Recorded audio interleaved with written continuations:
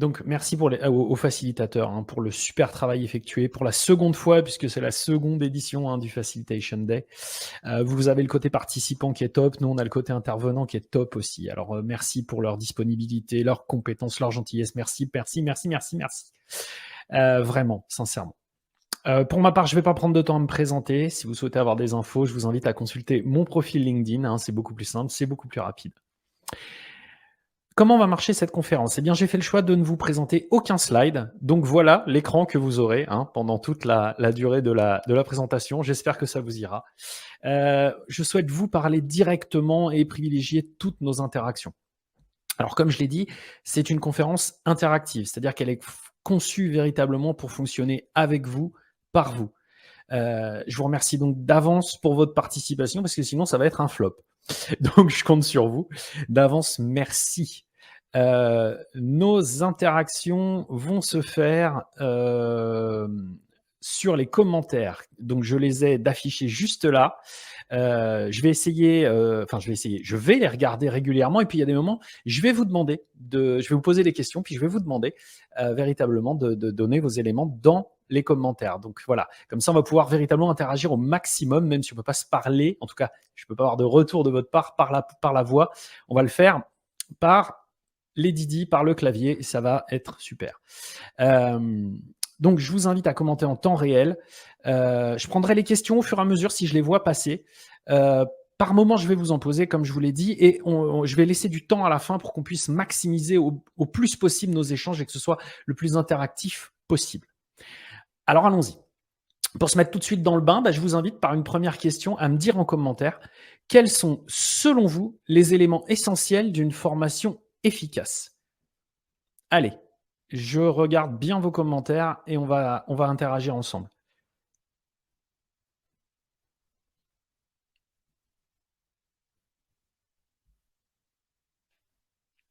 Alors, savoir d'où on part, un formateur sympa. Envie d'être présent du côté apprenant. Ah oui, effectivement, oui. C'est mieux d'avoir envie d'être là et pas d'être obligé quand on est stagiaire ou apprenant. Un cadre, un ordre du jour, l'interaction, l'écoute, les objectifs, la simplicité, la pratique. La pratique, ouais. Savoir où on va, répondre aux attentes. Équilibre théorie-pratique. Quelque chose de vivant, d'immersif. Les attentes des participants, savoir y répondre. Beaucoup de choses sur les attentes, effectivement. Ok, ok, ok. Pédagogie adaptative. Ok. Du sur-mesure. Ah, sur-mesure. Et du sur-mesure, quand on est 12, on fait comment? Allez, je reprends ma question. Je la poserai plus loin, celle-là. Alors, ce qui est intéressant, training from the back of the room. Tiens, c'est la deuxième personne qui me parle de ça. Alors, je vous remercie beaucoup. Auto-apprentissage. Alors oui, on peut aussi. On va en parler justement. Et on se prépare. Oui, c'est bien. Effectivement, on se prépare. C'est mieux. C'est mieux. En tout cas, je me suis préparé pour venir vous voir, même si on n'est pas en formation par l'apprenant aujourd'hui. Mais on peut aussi ajouter un bon café pour le formateur au départ. C'est pas mal. Il n'y a pas d'urgence. Donc effectivement, on va avoir beaucoup d'éléments sur le côté contenu, le côté environnement, la technique, la salle, etc. Vous avez donné aussi pas mal d'éléments sur le côté stagiaire, le côté apprenant. Ce qui m'intéresse, c'est d'aller creuser sur le côté implication des apprenants. Alors, on a eu quelques éléments de réponse, on va avancer un peu. Alors, tout ça, c'est parfaitement nécessaire. Il n'y a pas de formation possible sans tous les éléments que vous avez donnés. J'ajouterais que l'implication, comme je le disais, des apprenants, c'est ce qui va du coup guider ce qui va être notre objectif visé par tous les autres éléments qu'on a cités. Si vous êtes d'accord avec moi. L'implication des apprenants, en fait, ça va être le fil conducteur véritablement qui va venir lier tous les éléments dont on a parlé. Ça va être le but. J'espère que vous êtes d'accord avec moi, sinon dites-le. Et du coup, alors, selon vous, deuxième question, je vous invite à interagir dans les commentaires, comment obtenir une implication maximum des apprenants, selon vous? Comment vous y prenez, comment vous y prendriez si vous aviez à le faire?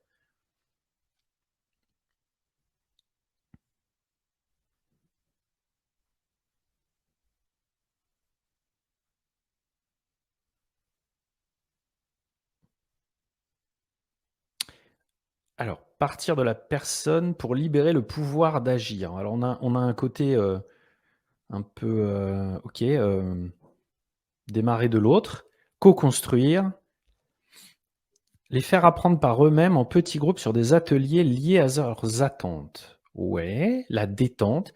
On a déjà beaucoup de choses, hein, sur le côté, faire par les apprenants. Intelligence collective, la détente, alors je suis pas sûr si la personne NBPEP peut préciser ce qu'elle entend par la détente. Le jeu, comprendre le pourquoi, le sens. Ah, ouais. Ouais, ouais. Ne jamais dire à la place d'eux. Ah, c'est pas mal ça. C'est pas mal, c'est pas mal, c'est pas mal. C'est pas mal. OK, merci pour toutes vos interactions et tous vos messages, pour toutes vos réponses à cette question. Faire dire, faire faire. La détente, c'est-à-dire la mise en confiance et la joie. Ah OK, le côté, la détente dans le sens, être détendu et que ce soit un cadre agréable et cetera. D'accord. Comprendre le cadre, le dérouler. OK, OK, OK. OK, merci à vous, merci à vous. Alors, j'ai envie de résumer un peu vos réponses. En fait, je dirais, d'essayer de faire une formation la plus adaptée possible, les leviers de motivation, oui, à notre auditoire, pour qu'ils puissent repartir de nos formations avec le maximum de choses. Mais du coup, comment je fais pour adapter à chaque personne? C'est là où ça devient plus difficile. On va imaginer un cas classique, hein. J'ai 12 stagiaires lors d'une formation sur mon domaine de compétences. Dites-moi, selon vous, en commentaire, comment je vais faire pour adapter ma formation, mais spécifiquement à chacun des apprenants. Comment je peux faire ça? Pour l'adapter spécifiquement à chacun des apprenants.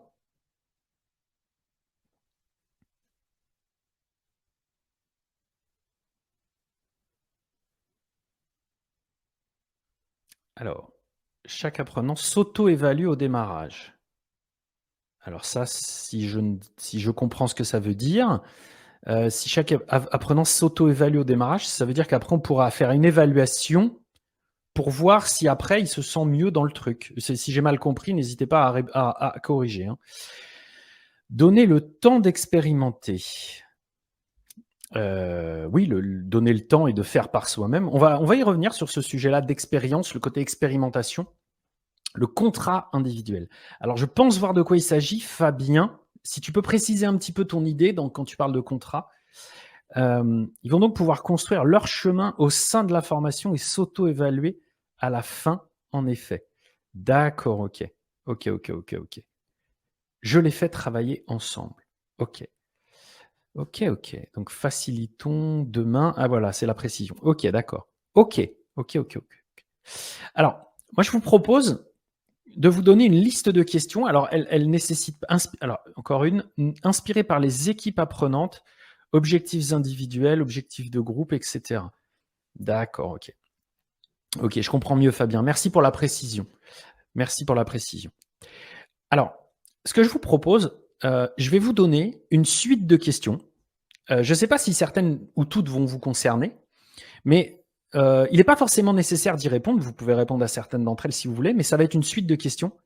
Et je vais essayer de vous amener un petit peu à regarder les choses de mon point de vue, un petit peu. Je dis pas je dis pas que j'ai raison, je dis pas que j'ai la science infuse. Je dis simplement que je veux vous montrer quel angle de vue je regarde, par quel angle de vue je regarde quand je fais des formations. En fait, et en toute bienveillance, c'est la première. Et si on arrêtait d'être arrogant sur le sujet? Ce que je veux dire, c'est et si on arrêtait d'élaborer nos formations en nous basant sur nos savoirs et nos manières de voir, donc en nous basant sur nous-mêmes en fait. Et si on arrêtait de penser que parce qu'on a le savoir nécessaire à la formation, on sait mieux que les apprenants comment ils peuvent acquérir ce savoir. Et si on faisait confiance à la seule personne qui peut adapter au mieux la formation à ses attentes, ses besoins, ses stratégies d'apprentissage, l'apprenant. Et si on faisait confiance à l'intelligence et à la connaissance que l'apprenant a de lui-même. Et si on laissait l'apprenant nous apprendre les méthodes et les moyens qui sont les plus efficaces et ludiques pour lui, pour apprendre efficacement? Et si on arrêtait de tenir une position de sachant et de tenir à notre position de sachant? Et si on était capable d'identifier la dose d'ego et de facilité qui peut nous inciter à nous positionner comme sachant? Et si on arrêtait de penser que si c'est l'apprenant qui fait le chemin, on est inutile? Est-ce qu'on aurait alors plus tendance à centrer et designer nos formations en fonction des gens les plus nombreux et les plus importants de toute formation, les apprenants? Parce qu'en général, ils sont 8, 10, 12 ou plus, nous on est tout seuls, hein. Et si on incitait les apprenants à créer et vivre les expériences qui jugent, eux, les plus efficaces pour eux, pour apprendre? On en a parlé un petit peu tout à l'heure, il y avait un début là-dessus. Et si on s'appliquait à suivre un indicateur de savoir réellement acquis, plutôt que celui du savoir dispensé? Et si on laissait l'apprenant designer lui-même sa formation? En fait, si on faisait de la formation par l'apprenant? Alors, comme vous l'avez probablement compris avec la suite de questions précédentes, il y a 2 éléments qui ont autant d'importance, hein, pour l'efficacité d'une formation. Il y a d'un côté le savoir du formateur, bien entendu, alors savoir au sens très large du terme, hein, et puis l'intelligence et la connaissance de soi des apprenants. En fait, il n'y a aucun des 2 qui soit plus important que l'autre. Ainsi, si dans ma posture de formateur, je suis intimement convaincu que les apprenants savent aussi bien que moi, du coup, je tiendrai une posture adéquate. Alors, pour ceux qui connaissent le terme, une posture basse, mais on va en parler un petit peu plus loin. Alors, je vous invite à ce qu'on raisonne ensemble et dites-moi en commentaire si vous êtes OK avec ce que je dis. Ce que je sais en tant que formateur, ce savoir que je suis là pour transmettre, il est transférable vers les apprenants. C'est d'ailleurs le but de la formation généralement. Donc en fait, avec un peu de temps et de volonté, ils peuvent devenir aussi performants que moi sur le sujet.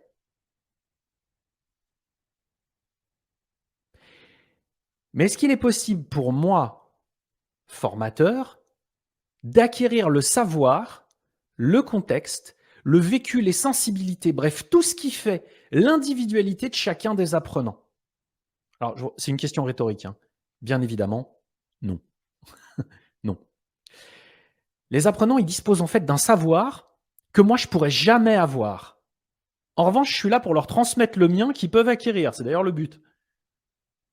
En fait, si je résume, ils savent donc bien plus et bien mieux que moi. Donc, on va travailler en équipe, au sens le plus noble du terme, afin de cheminer ensemble vers l'objectif. Ça nous rappellerait pas un peu une définition du leadership, ça, quand même? Un petit peu? Alors, bien entendu, on va avoir des préalables pour animer des formations par l'apprenant. Donc, indiquez-moi en commentaire, selon vous, quels vont être les préalables pour animer une formation par l'apprenant?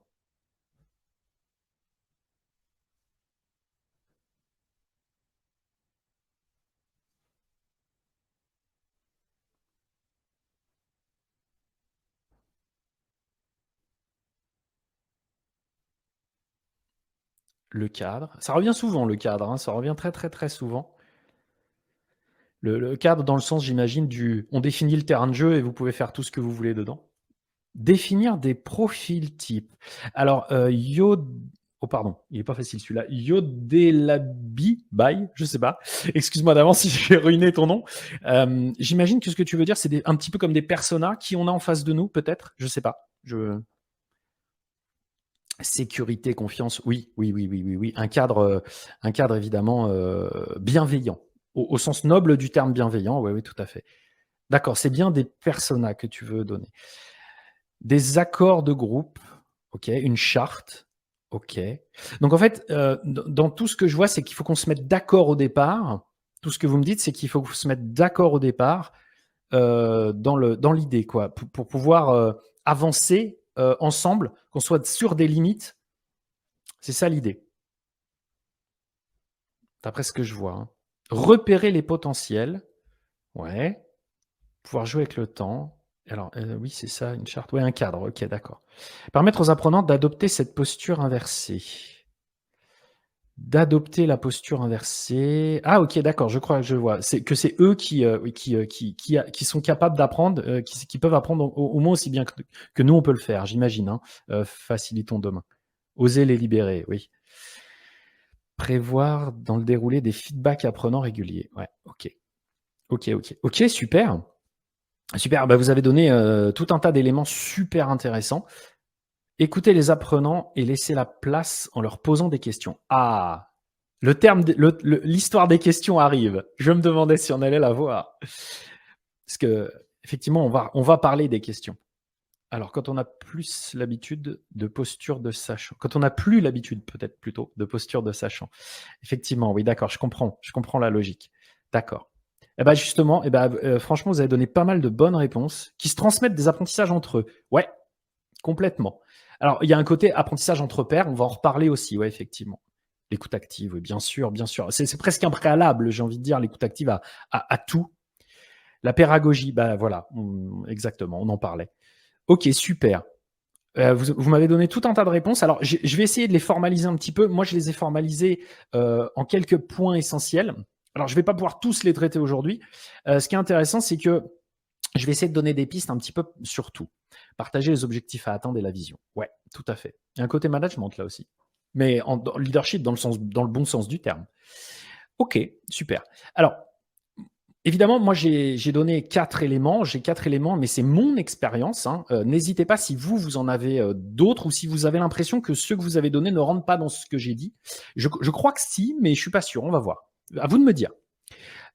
Donc, moi, j'en ai donné quelques-uns. Et le premier, à mon sens, et attention, ça peut varier en fonction des gens, hein, on est bien d'accord.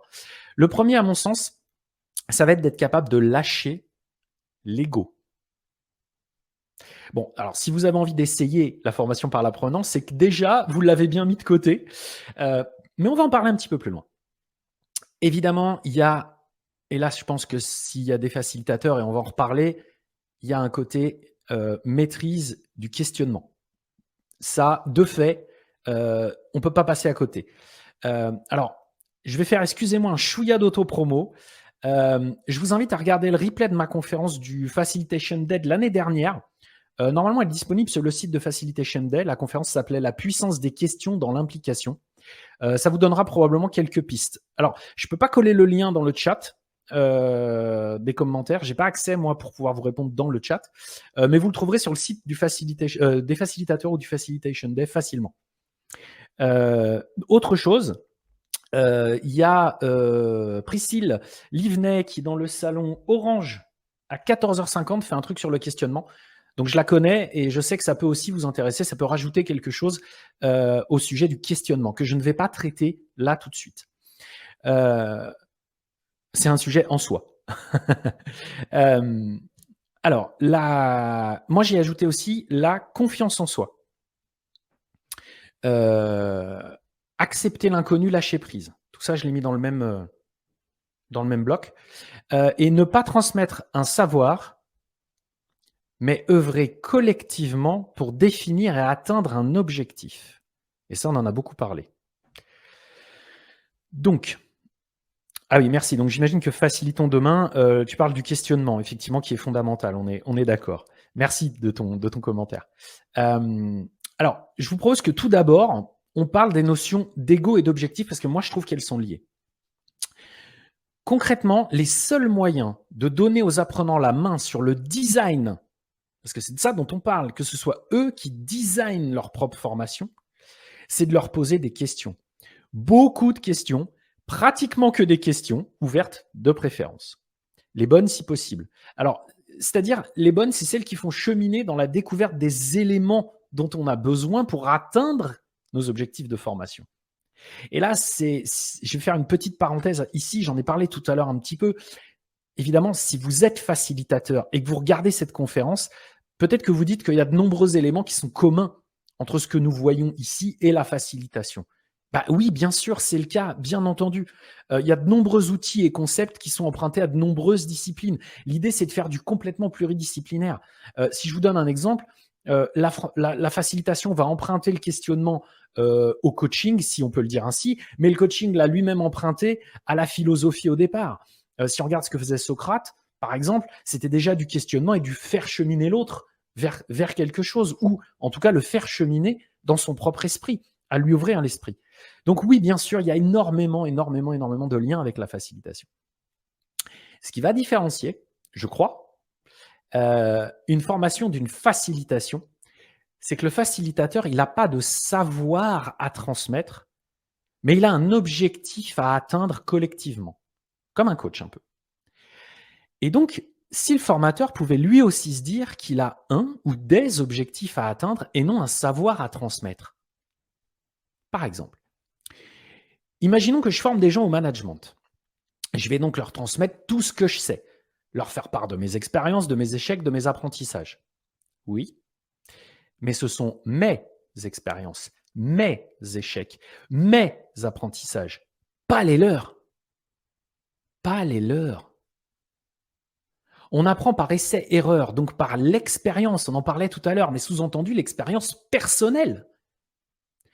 Pas une expérience transmise, par l'expérience vécue. Mon expérience, aussi passionnante et utile que je puisse la trouver, me parle surtout personnellement. Je la juge avec mon vécu, avec ce que moi j'y ai trouvé comme divers apprentissages. Et j'ai aucun moyen, aucune raison de penser qu'elle sera plus utile aux apprenants que celles qui pourront être vécues en formation ou apportées par les stagiaires. Hormis peut-être les méandres de mon ego. Pourtant, si je pose la question aux apprenants, imaginons, je pose une question aux apprenants. Vous souhaitez apprendre le management ou ressentir ce que ça fait d'être manager? Vous souhaitez savoir comment on anime, on gère une réunion, ou être capable de le faire? Bon, je pense qu'il n'est pas nécessaire de donner réellement les réponses. Donc, on est bien d'accord que c'est la méthodologie entière qu'il est nécessaire de repenser afin de travailler dans un paradigme qui est complètement différent que le paradigme de celui qui veut transmettre son savoir. On va entrer dans le paradigme de celui qui souhaite être le plus utile possible aux apprenants. Faisons émerger, valorisons et apprenons du matériel provenant des apprenants. Il leur sera bien plus utile que le nôtre et en nous taisant, on a l'opportunité d'apprendre et même d'affiner notre méthode sur l'instant et à l'avenir pour travailler encore mieux au bénéfice des apprenants. C'est assez incroyable la quantité, la richesse, la pertinence, la justesse, l'impact que peuvent avoir les éléments qui proviennent des apprenants. En fait, il suffit simplement, en grande partie en tout cas, de laisser vraiment la possibilité que cela apparaisse. Et c'est parfait, parce que c'est de fait adapté parfaitement à chaque apprenant. Et c'est là qu'on va faire le lien. La formation par l'apprenant, elle est donc de fait parfaitement adaptée à chaque apprenant, puisque c'est chaque apprenant qui fait son propre chemin. Et c'est là, véritablement, qu'en plus, on va pouvoir faire de la... Alors, j'ai vu pédagogie tout à l'heure, on est exactement là-dedans. Cela nécessite, alors il y a un commentaire, cela nécessite d'avoir une capacité d'analyse méta et macro en tant que formateur. Non, oui, bien sûr, complètement. Ça nécessite en permanence de se regarder faire et de regarder ce qui se passe dans sa salle de formation. Complètement. Enfin, sa salle de formation ou sa visio. Ça marche aussi très bien en visio. Ça demande quelques petites skills supplémentaires et quelques attentions particulières, mais ça marche aussi très très bien en visio. Alors, du coup, comment je peux transformer mon savoir à transmettre par un objectif à atteindre? En ne cherchant pas à transmettre mon savoir, justement. En cherchant à faire émerger les objectifs, les besoins, les méthodes et le contenu de ce savoir.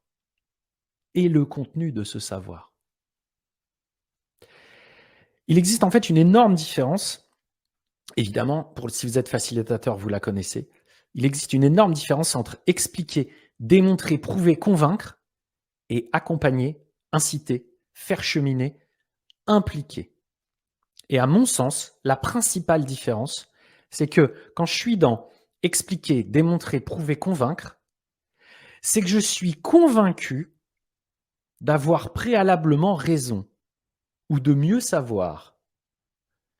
En revanche, lorsque je suis dans accompagner, inciter, impliquer, faire cheminer, là, ça, c'est évoluer ensemble.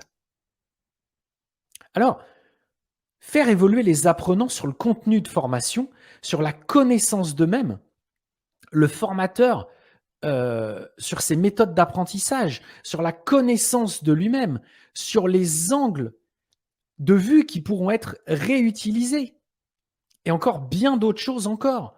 Ça va être ça, cheminer véritablement. On est là-dedans. Donc en fait, on va avoir régulièrement un échange constant, riche, mutuel, empathique, authentique, condition sine qua non, empreint d'un profond respect. Et ça va créer une connexion et une implication sans aucun équivalent pour atteindre collectivement un objectif qui va être défini et validé par tous. Ce que j'essaye de vous transmettre, c'est que oui, les objectifs, oui, le cadre, etc., mais la connexion. Et la connexion, elle se fait par la véritable, une véritable capacité à se mettre au même niveau que tout le monde. On contribue de la même manière qu'eux, pas plus, pas moins. Lorsque dans une formation, en tant que formateur, je peux sincèrement apprendre autant des apprenants que de moi, alors c'est qu'on a créé ces conditions parfaites d'un véritable échange humain propice par tous les côtés à l'appropriation maximale de tout ce qui est nécessaire, sans limitation au seul savoir. C'est par ce biais-là qu'on va pouvoir transmettre des capacités aussi, de la connaissance de soi. C'est induit, c'est de fait, ce sont des conséquences. Et je me sens utile à l'atteinte de l'objectif. Les apprenants se sentent indispensables à l'atteinte de l'objectif qu'on a validé ensemble. Alors à ce moment-là, on a une véritable équipe qui poursuit un objectif. Dites-moi en commentaire, selon vous, qu'est-ce qui pourrait vous empêcher, d'un point de vue personnel, d'aller vers cette logique de formation par l'apprenant? Alors, je vais répondre à Arnaud entre-temps. Le point de départ n'est-il pas la motivation de l'apprenant? Alors, j'ai souvent cette question. Arnaud, en fait, c'est ça notre job. C'est à nous d'aller chercher ce qui va motiver l'apprenant, mais pas le chercher nous-mêmes. Lui va nous donner la réponse. Et vu qu'il va être capable de designer lui-même et de comprendre par lui-même quels intérêts il a dans cette formation, de là va naître la motivation. J'espère que ça répond à ta question, Arnaud. Donc, je disais, oui, voilà, dites-moi en commentaire ce qui pourrait vous empêcher d'un point de vue personnel d'aller vers cette logique de formation par l'apprenant. Avec plaisir, Arnaud. Alors, du coup, on a Flox023 qui nous dit « Ne pas savoir répondre à une question, le lâcher-prise est difficile. » Oui. Oui. Alors, je te remercie, Flox, de cette authenticité, de cette honnêteté. C'est un des sujets, effectivement, qui freine souvent les gens. Mais en même temps, j'ai envie de questionner un peu différemment. Ne pas savoir répondre à une question. Et alors? Si j'ai lâché ma posture de sachant, de celui qui pense qu'il doit tout savoir, ne puis-je pas simplement aider les autres, aider les apprenants à cheminer? Je ne sais pas répondre à une question. Eh bien, cheminons ensemble. Selon vous, qu'est-ce que vous en pensez? Qu'est-ce que vous diriez de ce sujet? Voilà, on renvoie la question et on chemine ensemble. Et on n'est pas à l'abri, en plus, que finalement on ne sache pas répondre à la question parce qu'en fait, la manière dont elle a été posée, en fait, on ne l'avait pas comprise. Mais l'idéal, c'est pas d'y répondre, c'est de faire cheminer tout le groupe véritablement pour aller vers la réponse. Alors, je constate que je suis déjà dans cette approche en formation. Par contre, cela crée des dissonances avec d'autres formateurs qui sont sur une approche de sachant. Je suis un ovni, une ovni pour certains. Bienvenue dans mon monde. Serrons-nous la main, facilitons demain. Et oui, oui, oui, oui, oui. Et pourtant, et pourtant, et pourtant. Voilà. Je pense qu'on s'est compris rien que si je dis ça. Et pourtant. Je pense qu'on est en kiff tous les jours si on fait exactement la même chose. En tout cas, moi, c'est mon kiff de tous les jours. Alors, à la réponse à la question, on a Joli Yamamoto qui nous dit accepter la sensation d'inutilité dont tu parlais tout à l'heure. Alors, il y a deux choses dans ce que tu dis qui sont intéressantes. Il y a accepter la sensation et est-ce que vraiment je suis inutile? Est-ce que si je tiens à ma posture de sachant, je vais essayer de répondre à ta question, tu me dis si ça répond à ta question, hein, ou sinon n'hésite pas à préciser. Est-ce que si je tiens à ma posture de sachant, c'est pas là que du coup je risque de me sentir inutile si à un moment je sais pas faire un truc où je balance tout mon savoir. Mais finalement, quand on est utile, c'est quoi être utile du coup en formation? Être utile, c'est dispenser un savoir, c'est être certain d'utiliser la meilleure méthode pour qu'il y ait le plus qui reste chez l'apprenant. Donc je dirais que accepter, c'est pas forcément le sujet.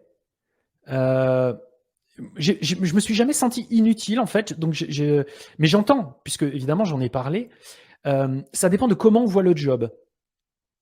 Et le sujet de tenir à sa position de sachant, c'est pour ça que je disais qu'il y a un paradigme complètement différent. Le paradigme est vraiment complètement différent, totalement différent. J'espère que ça répond à ta question. Sinon, n'hésite pas à préciser. Alors, sensation d'inutilité, c'est le Graal. Quand le groupe apprend sans avoir besoin de nous, mon utilité égale permettre les conditions d'un apprentissage collaboratif. Exactement. Exactement. Je ne sais pas, mais en tout cas, c'est l'idée. C'est l'idée, Team Pulse. L'idée, c'est véritablement que nous, on soit là pour. Je kiffe depuis 15 ans. Ouais, je m'en doutais un peu. Si le temps demain. Bienvenue au club. En fait, quand le groupe apprend sans avoir besoin de nous, c'est probablement il a quand même, alors pas forcément eu besoin de nous, mais qu'on l'a incité, amené, on lui a amené des angles de vue et une manière de faire qu'il s'est approprié. Et maintenant, il sait faire tout seul. Vous savez, on dit toujours, et je fais souvent des parallèles avec le management parce qu'en plus, c'est moi ce sur quoi je forme.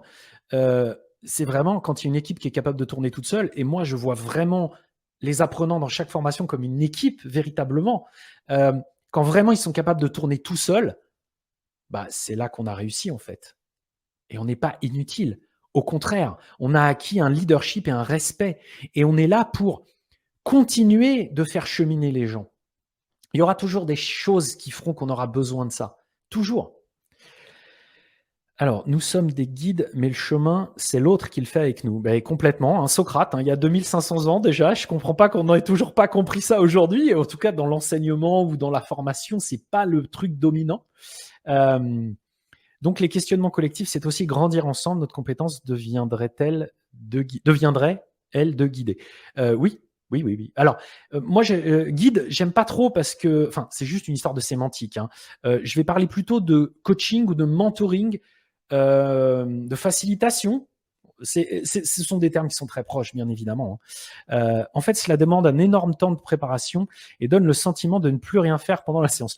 Ah, c'est intéressant. Alors, j'ai jamais eu le sentiment de ne plus rien faire dans une séance, mais en fait, en revanche, de ne pas être le centre. Et quand on a l'habitude d'avoir une position de sachant, d'être celui qui sait, d'avoir un côté, vous me demandez, je sais, je vous réponds, ça valorise et ça flatte notre ego. la question, ça va être, à nouveau, quelle est notre intention? Je l'ai vu passer tout à l'heure. Et si notre intention, c'est d'utiliser les méthodes qui vont faire qu'ils vont en garder le maximum, voilà, j'espère que ça répond à la question. Mais ça demande un travail personnel, hein, dans le sens, un travail sur soi, bien entendu. Alors, les freins peuvent venir de l'apprenant qui veut une réponse toute faite et repartir avec une recette. Alors, certains sont accrochés à ça. Alors, pour finir juste avant sur le sujet, cela renvoie à l'identité professionnelle et à sa posture. Alors, ça renvoie non seulement à l'identité professionnelle, mais ça renvoie aussi à l'identité personnelle. De fait, c'est lié. Mais je suis complètement d'accord, facilitons demain. Complètement. Alors, pour répondre à NBEP, excuse-moi si je ne prononce pas bien, tu n'as pas simplifié la tâche en même temps. Certains sont accrochés à ça. Oui et non. Il y a certains domaines de formation où c'est un peu plus simple de faire de la formation par l'apprenant que d'autres. Mais c'est toujours possible. À partir du moment où vous maîtrisez votre domaine de compétences, vous y arriverez, si vous en avez l'envie. Ça, c'est la première chose. La deuxième chose, je suis complètement d'accord avec vous. Sachez que je donne des cours et que donc, quand je donne des cours, ils sont peut-être même encore plus habitués, les étudiants, à avoir des réponses toutes faites et à avoir un truc descendant. En réalité, et je vous dis ça en toute sincérité, je lève la main droite, je dis je le jure, NBPEP, voilà, je dis ça en toute sincérité, je n'ai jamais rencontré de personne à qui, en faisant confiance à son intelligence, a refusé de se prendre au jeu. Ça ne m'est jamais arrivé. En revanche, il y en a certains qui mettent plus de temps à rentrer dans le truc. Ça, oui, clairement, très clairement. Et c'est là qu'il faut être dans une logique d'accompagner, de faire évoluer, de ne surtout pas forcer. C'est toute une posture à tenir. C'est pas simple, c'est pas simple. Mais n'oublions pas que, soyons très indulgents avec ça, il y a un énorme conditionnement. C'est pas la méthode habituelle. Mais quand les gens commencent à voir que c'est super intéressant, qu'ils participent, que tous contribuent, tous sont indispensables et utiles, et bah du coup, là, ça devient intéressant. Et ils se sentent impliqués dans le truc et ils adhèrent à la démarche. Ça demande d'accepter les feedbacks et de vouloir évoluer en conscience. Ah, amen. Voilà, pas mieux, complètement, bien sûr. Quelles étapes mobilisez-vous pour embarquer les apprenants dans la création des apprentissages du coup? Alors, Yodlabi, je te propose de me garder cette question pour la partie finale. J'ai prévu du temps à la fin. Si tu vois que je l'oublie, n'hésite pas à me la reposer. Alors, c'est très bien parce que, vous voyez, au niveau des freins, vous êtes exactement dans le sujet. Évidemment, ça va demander, comme on l'a évoqué, une confiance en soi, une acceptation de l'inconnu et un lâcher-prise. Finalement, l'acceptation de l'inconnu, c'est la confiance en soi et le lâcher-prise. Et ça, ce sera notre dernier point qu'on va traiter. Alors, j'aimerais vous amener des éléments là-dessus. Et je vais en parler directement avec vous de manière à se rapprocher de cet idéal et on va avoir le temps des questions juste après. Le sujet de la peur de l'inconnu et du lâcher-prise, ça va dépendre énormément de la confiance que l'on a en soi et de la confiance qu'on a en soi sur sa capacité à maîtriser son sujet. J'ai bien dit la confiance qu'on a en soi à propos de la maîtrise du sujet et non pas la réelle maîtrise du sujet. Parce que je peux être le spécialiste le plus brillant, ne pas avoir confiance en ma maîtrise du sujet et vice-versa. C'est ce qu'on appelle l'effet Dunning-Kruger, pour ceux qui veulent creuser un petit peu. Alors, quoi qu'il en soit, la compétence réelle n'a rien à voir là-dedans. Parce que j'en saurais toujours plus que les apprenants sur mon domaine de formation, mon domaine de compétences. C'est même pour ça que je forme sur ce domaine précis, normalement. En fait, notre sujet ici, ce n'est pas la compétence. C'est la capacité à faire émerger cette compétence des apprenants, plutôt que de la leur transmettre. Je passe d'une formation prévue, écrite, avec un déroulé logique, un ordre du jour précis et probablement un timing précis que je maîtrise et que je contrôle, mot important, à une adaptabilité permanente aux avancées des apprenants. Alors, en termes de changement de paradigme, on est pas mal là quand même. Oui, Mais comme ça, je suis certain de l'avancée de tous et non pas de partir seul devant, puisque nous sommes à leur rythme en équipe. Ça soulève donc la question de tout ce que je m'impose de transmettre pendant le temps de la formation. Et c'est là qu'on a un véritable choix. Je dispense tout ce qui est prévu parce que c'est sur ce contenu que je me suis engagé et parce que je sais que c'est ça qu'il leur faut, ou je m'assure que les éléments que nous apprenons ensemble, à leur rythme, sont intégrés profondément, réellement. On en revient à la question du départ. L'important, c'est ce que je transmets ou c'est ce qui est appris? Mieux vaut tout transmettre ou assurer l'apprentissage, l'intégration de l'essentiel, quitte à donner des pistes de progrès ensuite. Parce que si j'ai assuré l'intégration de l'essentiel, je vais avoir donné envie d'aller voir plus loin. Et est-ce que finalement, c'est pas ça le plus important? Être sûr que les bases ont été vraiment intégrées pour donner envie d'aller plus loin. J'ai besoin d'être ouvert aussi au fait que certains groupes iront plus loin, plus vite, d'autres feront différemment et prendront plus de temps, mais peut-être intégreront mieux ou pas. J'ai besoin d'intégrer en moi-même avant tout que je travaille avec des humains, faits de complexité et non pas de complications. Et donc, de fait, je ne peux pas appliquer la même chose à chacun ou à chaque groupe avec le même résultat. Donc, permettons aux apprenants de choisir comment vivre leurs expériences de formation. Plus on va rechercher le contrôle de nos formations, et moins elles auront d'âme, de fun et d'efficacité. Mais si j'accepte cette part d'inconnu venant de la complexité inhérente à l'être humain à chaque fois, si je me fais confiance dans ma compétence et dans ma manière de former par l'apprenant, que je lâche prise sur mon exigence de résultat et que je me concentre sur la qualité, la profondeur de ce qui se passe intensément en live lors des formations. Et je vous le promets, je vous le garantis que vous allez vivre de l'intense. Alors, alors, je peux vraiment prendre et partager un plaisir incomparable en formation et véritablement changer la vie des apprenants. Ne serait-ce que le temps de ma formation et probablement bien au-delà. Je vous remercie beaucoup d'avoir autant participé. C'est pas fini. J'ai gardé tout le temps qui nous reste pour toutes nos interactions, toutes les questions. Avant tout, je veux vous remercier d'avance et déjà pour toutes vos participations. Juste avant d'avoir le plaisir de répondre à toutes vos questions, et du coup, je vois toujours celle de Yodelabi, donc je vais y répondre, vous pouvez écrire en commentaire. J'ai envie de vous faire un petit cadeau. J'invite ceux et celles qui souhaitent prolonger le sujet à se mettre en connexion avec moi sur LinkedIn en me mettant un petit message. Pour les 10 premières, je vous propose d'échanger avec vous en visio. On se calera un rendez-vous et ce sera un vrai plaisir.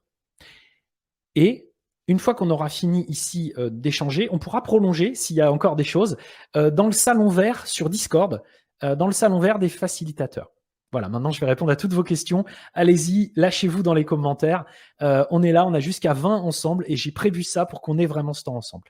Alors, tout d'abord, je vais répondre à la question de Yodelabi que j'ai un peu mise de côté tout à l'heure. Quelles étapes mobilisez-vous pour embarquer les apprenants dans la création des apprentissages?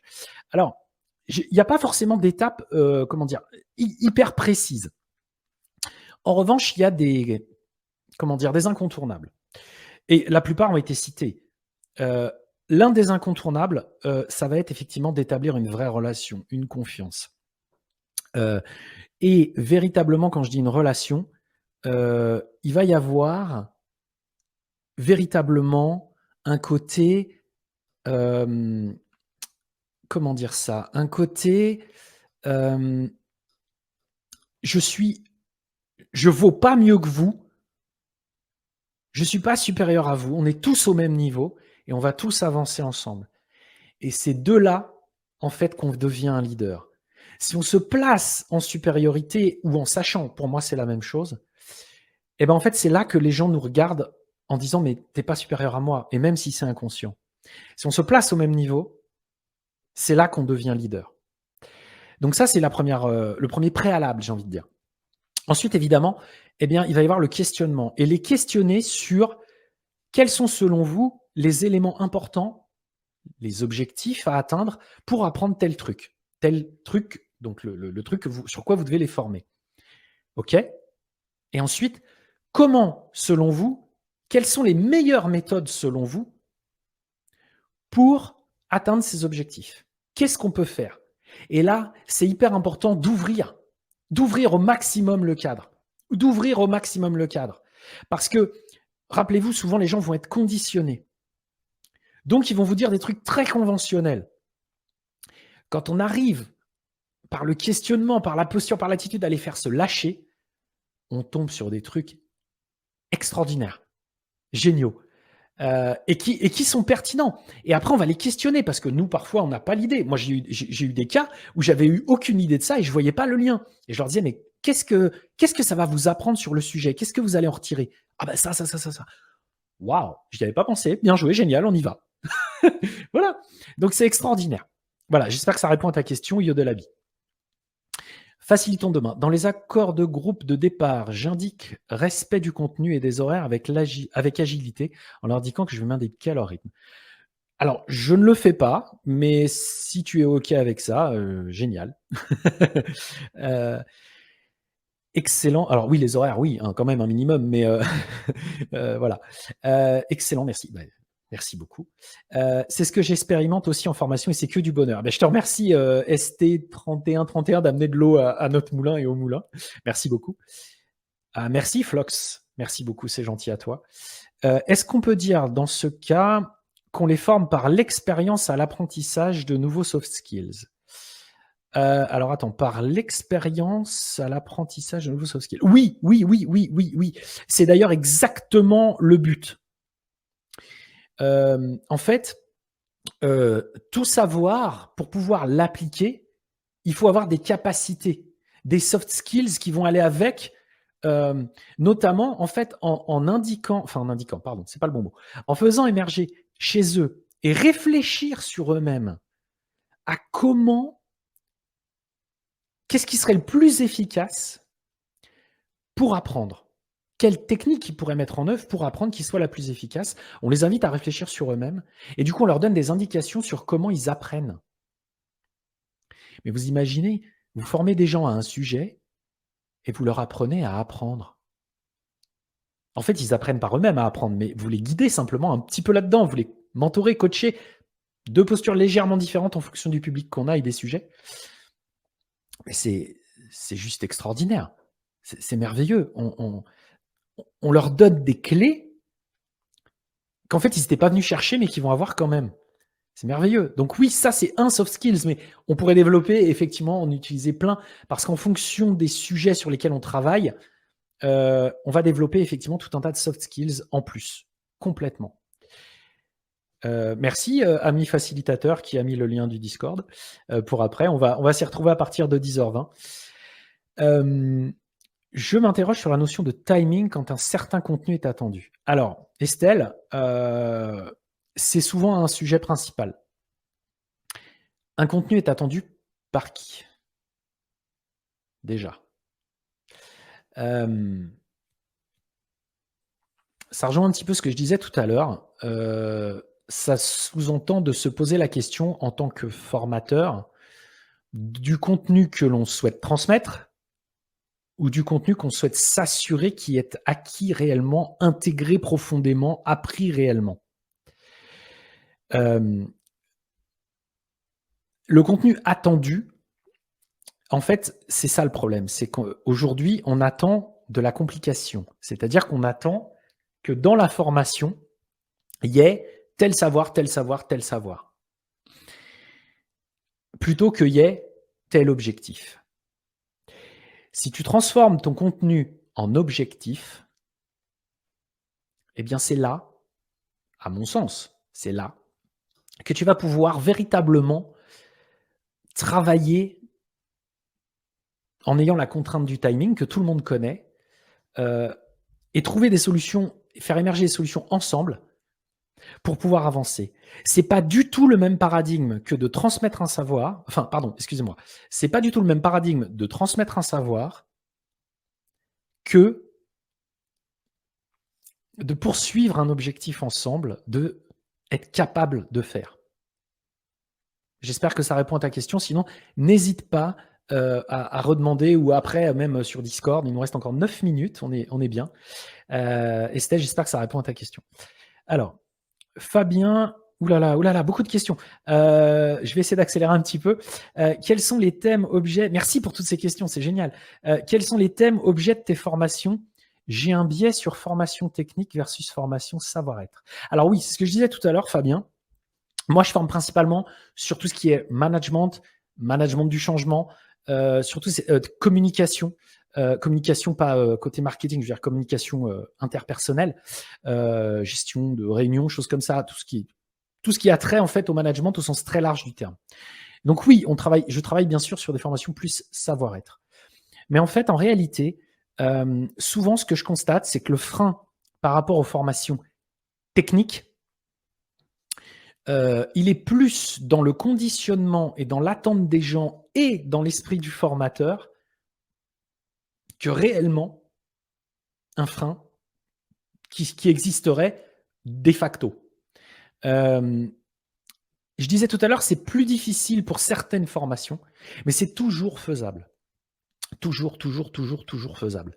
N'hésite pas, si tu veux, on pourra en discuter peut-être un peu plus longuement, parce qu'il faudrait qu'on puisse définir ce que c'est que ton type de formation, et je pourrais peut-être te donner des pistes. Donc n'hésite pas, si tu veux poursuivre, ce sera avec grand plaisir. Adopter un nouvel état d'esprit, fixer les objectifs pédagogiques, travailler avec les apprenants pour fixer les moyens d'atteindre ces objectifs. Oui,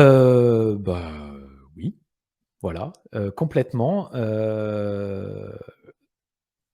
Alors, j'essaie de voir s'il n'y avait pas un. Oui, alors ça résume assez bien les étapes, mais effectivement, tu as bien fait de mettre en premier, Yodelabi, un véritable nouvel état d'esprit. Et c'est la première. Parce qu'en fait, à partir du moment où on va adopter le nouvel état d'esprit, tu vas voir que véritablement, il va y avoir une manière différente de penser la manière de faire et donc de fixer les objectifs pédagogiques. Ça va vraiment être différent et ça va être vraiment différent aussi de travailler pour fixer les moyens. Vraiment. C'était top. Merci, Paris réussi. Merci beaucoup. Merci beaucoup. Je facilite des groupes de cette façon avec l'intention de devenir facilitateur et certains me demandent plus de méthodologie et même l'apprentissage plus scolaire. Je résiste beaucoup à ça car j'ai l'impression de devenir sachant et je trouve ça ennuyeux.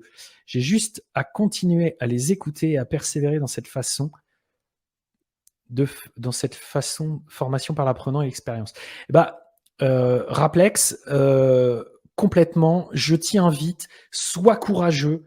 De la même manière que, je vais prendre mon domaine, là pour le coup, je vais aller un petit peu sur mon domaine de compétences. Quand on est manager, on a le choix entre faire la facilité et dire tu fais les choses, voilà ce que tu fais et voilà comment tu le fais, ou véritablement à être dans une posture de manager coach qui rejoint énormément de points qu'on a vus, comme je vous en ai parlé aussi, et ça demande du courage. Donc, courage. Courage. Mais au fond de toi, je suis convaincu que tu sais, en fait. Que tu sais, que tu t'éclates, qui s'éclate en face de toi, les apprenants, et que donc tu es dans le bon chemin. Fonce. Génial. Le contenu attendu lorsqu'il y a un diplôme ou une attestation. Alors, une attestation, pour le coup, il n'y a pas de sujet à mon sens, parce qu'une attestation, c'est juste d'avoir suivi une formation. Je caricature un peu, mais on n'est pas loin.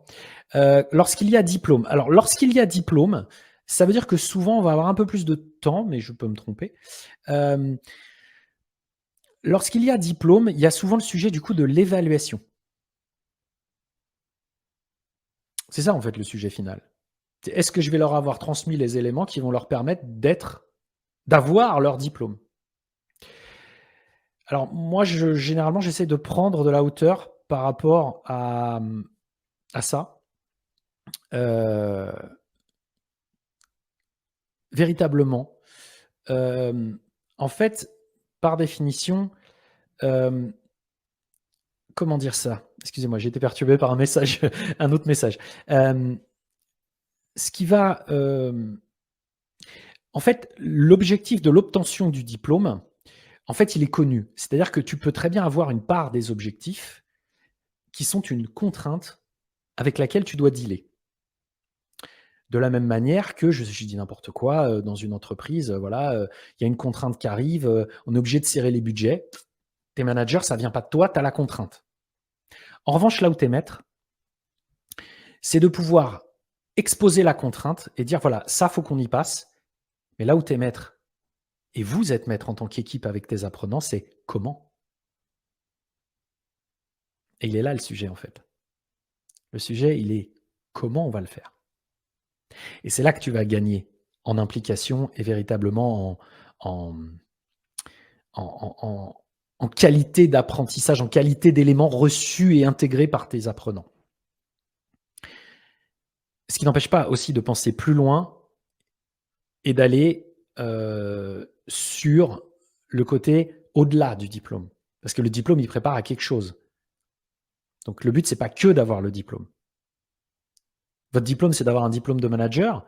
Votre but, c'est d'avoir un diplôme de manager ou c'est être capable de manager? Bah, si c'est les 2, OK, travaillons ensemble. On a donc une double contrainte, mais on va la gérer ensemble. On va gérer le comment. Voilà, j'espère que ça répond à ton sujet. Merci Estelle, merci beaucoup. Je travaille sur les formations techniques, mais ça marche aussi de prendre cette posture. Merci, STT 3131. Merci beaucoup. Mais on pourra poursuivre le sujet, hein, sur ça. Merci Laurent. Ce qui a aussi rendu ce webinaire très agréable, c'est le fait d'utiliser un débit posé et lent. Merci beaucoup. C'est un feedback que je prends. Merci beaucoup, merci. Raplex, effectivement, j'avais besoin d'être rassuré. Merci d'avoir mis la lumière dessus et sur mon manque de confiance. Je t'en prie. Je suis ravi si j'ai pu aider. On a encore du temps si vous le souhaitez. Il nous reste 3 minutes pour prendre une question ou 2 et ensuite, de toute façon, je passerai sur le salon Discord pour répondre. Alors, on peut faire de l'audio sur Discord aussi. Je suis pas un grand spécialiste technique, mais je crois qu'on peut. Donc, est-ce qu'il y a une autre question? On a encore 2 minutes pour essayer d'y répondre. Si c'est le cas, ce sera avec grand plaisir. Alors, Ecalliope. Ah oui, bien vu. Alors, Ecalliope. En fait, moi, je suis pas un grand spécialiste de Calliope, mais j'ai envie de vous dire Calliope, c'est censé mesurer une qualité de formation. Donc, vous allez mettre à l'avance tout ce que vous pensez qui est nécessaire, toutes les étapes de passage qui vont être nécessaires. Mais après, vous allez être évalué par vos stagiaires, par vos apprenants. Et si votre formation, elle est top et qu'ils ont vraiment appris, normalement, on est bon. Et ça n'empêche pas de pouvoir dire rapidement, oui, merci, Productive View, Priscille. Merci, effectivement, la Calliope va mesurer l'administratif, mais pas le contenu. Ouais, vous voyez comme quoi je suis un grand spécialiste de Calliope. Merci beaucoup, Priscille. Pour des formations de type cours, on nous formate quand même à la construction de grilles de cours en lien avec la pédagogie des objectifs, être capable de. Alors oui, oui, il y a un côté contrainte. Moi, je connais ça aussi, je donne des cours. Ça n'empêche pas, en fait. Moi, je préviens les gens, je leur dis, voilà, je vais vous donner les éléments, les points de passage, les éléments sur lesquels on va passer et qui me semblent nécessaires. Après, s'il y en a d'autres qui émergent et que cela leur paraissent pas nécessaires en faisant la formation par l'apprenant, c'est pas un problème, en fait. Je pense que c'est pas un problème. Ah oui, merci de bien vouloir, donner un petit retour. Je vois le message du facilitateur, dont j'ai oublié le prénom, qui est avec nous, un des 4. Merci, si vous voulez bien faire un rôti, moi ça m'aide beaucoup, ça me donne du feedback, ce sera avec grand plaisir. Alors, en quelques mots, ton résumé? Ah! C'est Anthony, voilà, il m'a mis en message, c'est Anthony. Eh ben, Anthony, ravi, merci de mettre le rôti, disponible. En quelques mots, mon résumé, très vite parce qu'il est 20. Je vais vous faire un résumé comme ça. Oser. Voilà. Osez. Vous pouvez le faire. Vous pouvez parfaitement apprendre et je vous jure que ça va vous allez prendre un pied dans vos formations, vos cours. Vous allez vous éclater parce que vos apprenants vont s'éclater et ce qui est génial, c'est que non seulement vous allez avoir des formations qui vont être parfaitement adaptées, ludiques, dans lesquelles vous allez vous éclater, les gens vont s'éclater, mais dans le parfaitement adapté, ça veut dire ultra efficace. Honnêtement, j'y ai jamais trouvé d'inconvénient encore. Je vous remercie, ça renforce ma posture pro. Eh ben, j'en suis ravi, facilitons demain. Je m'arrête là, j'ai dépassé d'1 minute, ça va. Je vous retrouve tout de suite sur le Discord. Merci beaucoup, merci, merci, merci, merci. À tout de suite.